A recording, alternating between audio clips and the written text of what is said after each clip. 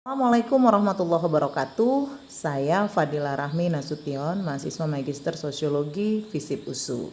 Izinkan saya akan mempresentasikan bagaimana potret kekerasan pada anak di ranah online saat pandemi.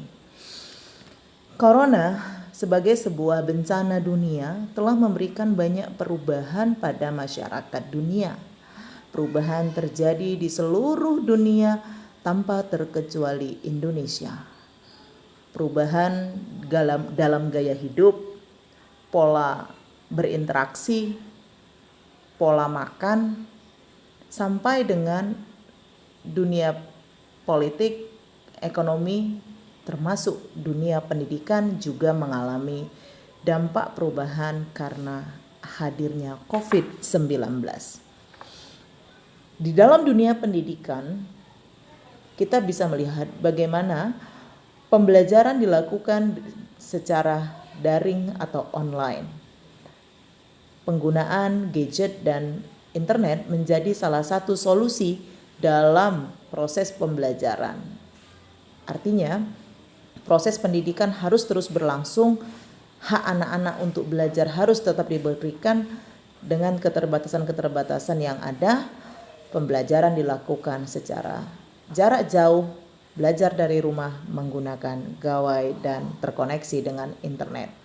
Walaupun pada kenyataannya tidak semua anak dapat menggunakan gawai dan internet karena keterbatasan fasilitas dan jaringan internet.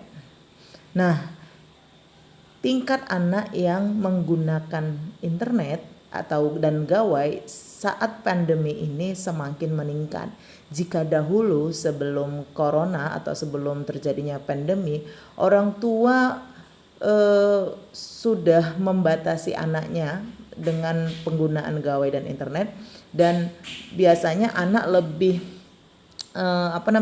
anak lebih terkontrol karena ketika ke sekolah dia tidak menggunakan gawai atau internet. Nah, tetapi saat pandemi hal ini dilanggar lah, tanda kutip seperti itu. Karena mau tidak mau, suka atau tidak suka, orang tua terpaksa mengizinkan anaknya untuk mengakses internet dan menggunakan gawai. Walaupun alasannya dengan alasan belajar. Padahal kalau dilihat ternyata yang menggunakan gawai dan internet untuk belajar itu hanya sedikit ya, dibanding dengan pada saat belajar tersebut mereka menggunakannya juga untuk bermain game ataupun mengakses media sosial. Faktanya kita bisa melihat di Indonesia merupakan negara terbesar, nomor 6 terbesar di dunia pengakses internet. Nah, 75% pengakses internet kita itu adalah usia anak dan remaja. Jadi kita bisa lihat bagaimana kondisi pengguna internet kita hari ini itu lebih banyak diakses oleh anak-anak dan remaja. Lalu kita lihat lagi bagaimana KPAI melakukan survei. Hasilnya itu adalah jika dulu orang tua tidak mengizinkan anak, ya hanya sedikit orang tua mengizinkan anaknya mengakses gawai. Tapi sekarang sebagian besar orang tua mengizinkan anaknya. Bahkan jika dulu sebelum pandemi orang tua mengizinkan anak menggunakan gawai atau internet, tapi dengan menggunakan perangkat orang tua. Artinya anak mengakses melalui gawai atau internet yang disediakan orang tua atau gawai orang tua. Tetapi saat pandemi lebih dari 71% ya, 71% lebih anak-anak memiliki gawai sendiri. Orang tua terpaksa membelikan gawai untuk anaknya dengan alasan belajar. Kita juga bisa lihat bagaimana efek ini juga menimbulkan perilaku menyimpang. Beberapa kasus orang tua harus mencuri, misalnya harus melakukan tindak kriminal demi untuk membelikan gawai anaknya, atau ada anak-anak yang terlibat pencurian gawai dan seterusnya. Lah, apa akibatnya ketika anak semakin lekat dengan gawai, ketika anak semakin panjang waktunya berinteraksi dengan gawai? Ternyata kelekatan anak dengan gawai menimbulkan banyak masalah. Selain masalah kesehatan fisik yang terganggu, psikis yang terganggu, juga anak rentan untuk mendapat kekerasan saat berinteraksi di dunia maya. Nah, bagaimana sebenarnya potret kekerasan yang diterima anak saat anak saat anak online atau daring saat pandemi sekarang ini? Lalu solusi apa yang dapat kita berikan agar anak terhindar dari kekerasan? Nah, dalam hal ini saya menggunakan pandangan Augusto Comte yang memandang bahwasanya masyarakat modern, masyarakat itu bergerak dari tradisional ke modern, dan sekarang ini masyarakat sudah memasuki tahap positivisme atau tahap tahap masyarakat yang sudah matang secara intelektual. Kemudian Thorestin atau Veblen juga menyatakan teknologi mempengaruhi sistem sosial dan perilaku masyarakat. Kita lihat bagaimana hari ini ketika duduk bersama di meja makan, duduk bersama menunggu bus, tidak ada pembicaraan, tapi semua asik dengan gawainya. Telah terjadi perubahan dalam sistem sosial dan perilaku masyarakat kita. Juga di pendapat Kestel dalam Narwoko yang menjelaskan bahwasanya revolusi informasi akan menumbuhkan subculture baru atau subbudaya baru. Teknologi adalah hal yang menjadi sesuatu hal yang mudah dipelajari. Jadi tidak heran ketika anak-anak kita yang masih SD atau SMP, penguasaan mereka terhadap teknologi internet itu jauh lebih baik dibanding kita para orang tua. Dan juga memiliki efek pervasif, sehingga perilaku masyarakat gampang dipengaruhi oleh teknologi. Nah, inilah dia mengapa kekerasan itu yang terus-menerus dilihat anak, terus-menerus diterima anak di ranah online itu bisa mempengaruhi pribadi si anak. Jadi masyarakat kita sekarang gampang sekali dibentuk opininya dengan informasi-informasi yang berseliweran di media sosial. Itu orang dewasa. Bagaimana dengan anak yang secara mental dia juga belum siap, belum matang, tetapi sudah disuguhi informasi-informasi terkait dengan atau konten-konten terkait dengan kekerasan. Jika ini terus-menerus dilihat anak atau anak terpapar dengan konten kekerasan, bisa dipastikan bagaimana kondisi anak 5, 10 atau 15 tahun ke depan.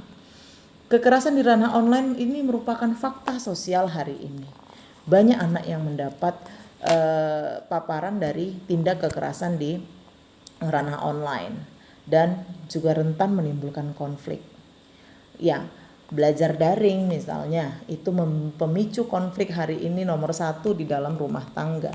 Bagaimana ketiadaan atau keterbatasan sarana gadget atau gawai dan internet yang harus berbagi dengan adik, kemudian paket internet yang terbatas untuk keluarga-keluarga dengan taraf ekonomi menengah taraf ekonomi bawah, kemudian anak yang screen time-nya sangat tinggi sehingga ibunya merepet lah seperti itu, kemudian terjadi pertengkaran. Ini adalah tekanan-tekanan atau kekerasan-kekerasan yang diterima anak lah, yang dirasakan anak saat ini. Nah, bagaimana potret kekerasan itu? Potret kekerasan itu bisa kita lihat dengan adanya internet dan penggunaan gawai yang semakin meningkat di ranah saat pandemi hari ini. Akhirnya membuat anak ya kecanduan ya. Awalnya memang untuk belajar, tapi kemudian anak bisa memiliki kecanduan anak mengalami kecanduan games dan akhirnya menimbulkan masalah baru. Nah, ini kita lihat anak belajarnya cuma 5-10 menit atau setengah jam, tetapi main gamenya sampai sore gitu, dan masalah pun muncul, masalah baru pun muncul. Nah, tidak hanya terpapar konten-konten kekerasan, kita tahu bagaimana Point Blank, kemudian Free Fire dan beberapa game-game lain itu banyak mengumbar konten pesan-pesan kekerasan di dalamnya, sehingga banyak anak yang terhalusinasi, kemudian akhirnya mencoba tindak kekerasan yang dia lihat dalam game itu dalam kehidupan nyata. Kemudian salah satu kekerasan itu anak kurang komunikasi ya, akhirnya anak merasa asing gitu, terasingkan sendiri di keramaian. Kemudian anak rentan mengalami bullying. Ya, ini nanti kita akan jelaskan di bawah bagaimana kerentanan anak-anak dalam berinteraksi saat online, dan ternyata mereka sering mendapat tekanan-tekanan dari orang-orang yang mereka jumpai di ranah online. Selanjutnya, anak rentan mengalami kekerasan dan eksploitasi online. Nah, ini juga nanti akan saya jelaskan bagaimana sebenarnya kekerasan dan eksploitasi online yang diterima anak. Kita lihat dulu fakta hasil survei yang dilakukan oleh Ekpat Indonesia 2020 yang lalu. Survei dilakukan di 13 kota di 13 provinsi di Indonesia. Kita melihat penggunaan waktu di internet itu rata-rata lebih dari 6 jam ya, lebih dari 6 jam. Ini meningkat selama pandemi. Kemudian pengalaman-pengalaman di masa pandemi itu paling banyak dikirimi pesan teks yang tidak sopan atau ramah, dikirimi video-video atau gambar-gambar yang membuat tidak nyaman, kemudian dikirimi konten-konten pornografi dan selanjutnya. Jadi yang paling banyak itu adalah anak-anak dikirimi tulisan atau pesan teks yang tidak sopan. Dan ini kalau kita lihat secara nyata memang banyak sekali dialami anak-anak Indonesia selama di ranah online selama pandemi ini. Apa yang bentuk-bentuk kekerasan yang dialami anak-anak Indonesia saat ini? Terjadi yang pertama adalah ESA, eksploitasi seks anak, di mana anak disuguhi konten pornografi. Ada bentuknya grooming. Grooming ini anak diajak berkenalan, setelah dekat sampai intens berkomunikasi, setelah dekat dengan orang yang dijumpainya di dunia maya, kemudian sampai terbentuk sebuah kepercayaan. Sehingga hasil dari grooming biasanya anak-anak diminta untuk melakukan sexting. Sexting ini apa ya, semacam melakukan tindakan-tindakan pornografi yang diminta oleh orang-orang yang menggrooming dia, seperti itu. Kemudian ada sextortion. Sextortion ini semacam anak mulai diancam untuk melakukan agar terus melakukan aktivitas pornografi. Dan yang terakhir ini yang paling sering dialami anak itu adalah VCS, video call sex, di mana tiba-tiba masuk ke WA-nya, panggilan masuk, dan ketika dia jawab ternyata dia sudah disuguhi misalnya dengan gambar-gambar porno, dengan ada orang yang tidak memakai baju, menunjukkan alat kelamin, dan ini dilakukan berulang-ulang. Atau anak dimasukkan ke sebuah grup WhatsApp, nomornya dimasukkan ke sebuah grup WhatsApp. Ini sering terjadi kita jumpai di kalangan anak-anak SMP atau SMA. Tiba-tiba di grup itu seminggu 2 minggu pertama anak-anak masih dengan konten-konten yang biasalah gitu, tentang K-pop atau hal-hal lain dunia remaja, tapi lama-kelamaan grup itu dipenuhi dengan konten-konten porno. Nah, selanjutnya adalah adiksi games online dengan konten kekerasan. Nah, ini tadi dia tingginya 6 jam lebih berinteraksi dengan internet dan gawai, membuat anak akhirnya menikmati lebih banyak waktu untuk menikmati dan bermain game, dan tanpa sadar aktivitas game yang rata-rata mengandung unsur kekerasan itu mempengaruhi jiwa dan pikiran anak. Kemudian ada pesan teks berbau sara dan kekerasan. Misalnya ada pesan-pesan yang dari orang-orang yang tidak dikenal masuk ke WA, masuk di Facebook, atau yang sering itu di di Instagram ya, karena anak-anak kita tuh lebih suka bermain di platform Instagram, di DM gitu. Bagaimana anak-anak diajak untuk menyebarkan berita-berita kebohongan, berbau sara juga seperti itu. Kemudian perundungan. Nah, ini sering sekali terjadi perundungan bully. Tiba-tiba fotonya di create, kemudian dibikin malu, atau ketika misalnya anak-anak ditantang, ini sering sekali tuh ditantang gitu. Untuk bisa nggak kamu melakukan ini? Kalau tidak bisa berarti kamu cemen gitu, telanjang gitu, foto telanjang, atau bikin video bokep seperti itu. Kalau tidak, wah cemen lah kamu, seperti itu. Kemudian videonya itu disebarkan, ini sering sekali dialami anak kita, atau dilecehkan atau diejek. Awalnya dia mungkin merasa biasa, tapi lama kelamaan ini bisa merusak jiwa dan pikiran si anak juga. Selanjutnya, anak-anak juga termarginalkan secara sosial. Stay at home, belajar dari rumah. Ini juga memiliki pengaruh yang sangat luar biasa. Anak itu memang pada dasarnya bermain ya, dia bermain gitu. Panggilan jiwanya itu bermain. Bahkan sampai SMP dan SMA itu masih suka bermain, berinteraksi dengan teman-teman, melakukan banyak hal dengan teman-teman. Dan hari ini ketika kita dipaksa untuk stay at home demi kesehatan, kemudian belajar dari rumah, hal ini terbatas. Mereka hanya bisa bermain dengan orang anggota keluarga yang ada di rumah, atau bisa berinteraksi dengan teman-temannya di dunia di sosial media misalnya. Nah, inilah akhirnya mengapa tingkat interaksi mereka dengan game itu dengan game atau dengan internet itu meningkat, dengan gawai itu meningkat, karena mereka tidak punya aktivitas lain. Pada dasarnya anak juga dalam makhluk sosial yang membutuhkan kehadiran orang lain. Kemudian anak-anak juga bentuk kekerasan lain yang diterima adalah tertekan dengan banyaknya tugas sekolah dan suasana rumah yang tidak nyaman. Tugas sekolah banyak, materi itu enggak dipahami dengan baik, tuntutan tugasnya banyak, belum lagi nanti di rumah orang tuanya ribut karena karena semua aktivitas itu kan berpusat di rumah saat pandemi. Mamanya merepet, bapaknya, pokoknya itu kadang-kadang membuat anak-anak enggak nyaman berada di rumah dan belajar di rumah. Nah, melihat hal ini semua, apa solusi yang kita tawarkan? Yang pertama adalah penguatan literasi digital kepada anak dan juga orang tua. Ini penting. Kenapa anak-anak bisa terjebak kepada grooming, sexting, sextortion dan sebagainya? Karena mereka tidak paham apa yang boleh dan tidak, mana yang berbahaya, mana yang tidak. Seringkali pemberian akses yang lebih banyak terhadap internet dan gawai tidak diikuti dengan pemahaman literasi digital yang baik. Jadi literasi digital harus diberikan. Kemudian pendampingan anak saat online oleh orang tua. Ketika anak belajar, please kita harus dampingi, kita harus lihat, dan memang ini adalah kewajiban dari orang tua saat belajar dari rumah. Wah, ini lagi menjadi konflik lagi. Kenapa? Bagaimana jika orang tuanya bekerja? Nah, seringkali timbul masalah baru dalam hal ini.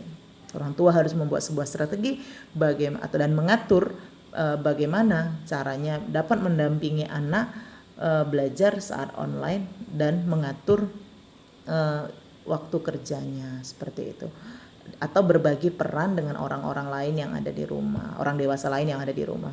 Orang tua dan guru sebagai role model. Nah, ini juga sering sekali kita menghadapi anak itu seringkali dihadapi dengan suatu masalahnya begini. Apa yang seharusnya dan apa yang dia lihat itu tidak sejalan. Nggak boleh main handphone kata orang tua, nggak boleh main gadget, tapi ayahnya semangat kali main game online-nya. Nah, ini adalah sesuatu yang menyakitkan bagi seorang anak gitu.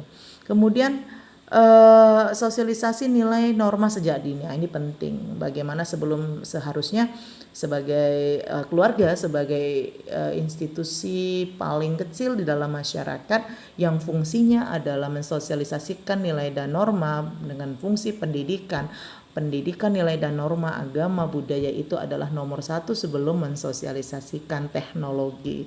Karena teknologi jika berada di tangan orang-orang yang memiliki karakter yang baik, yang memegang kuat nilai dan norma agama serta budaya dan sosial, maka teknologi tidak akan menjadi sebuah ancaman.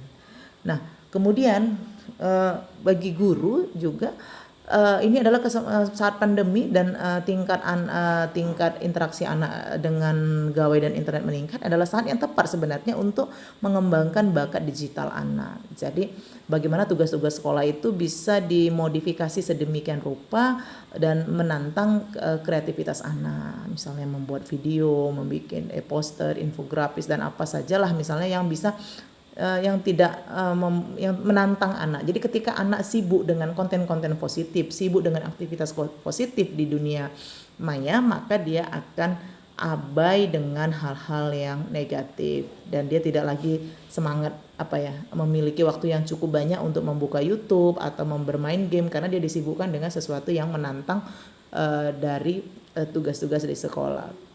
Yang terakhir adalah pemerintah harus melindungi anak di ranah online. Ketika pemerintah membuat kebijakan belajar dari rumah, pembelajaran jarak jauh, pembelajaran dilakukan di ranah online, maka seharusnya pemerintah memberikan perlindungan hukum kepada anak, memperhatikan keselamatan anak. Undang-undang telah menjamin.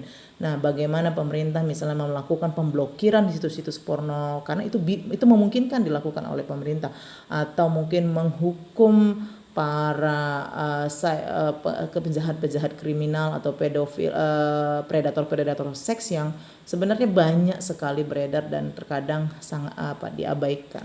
Nah, ini penting untuk perlindungan anak. Nah, itu dia, semoga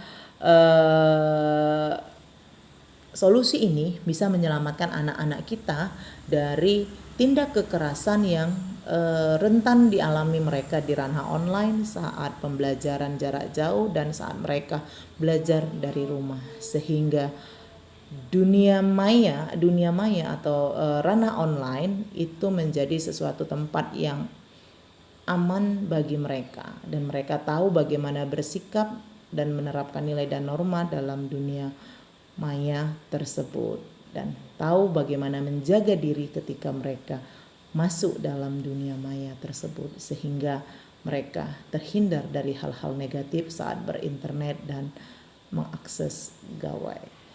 Terima kasih.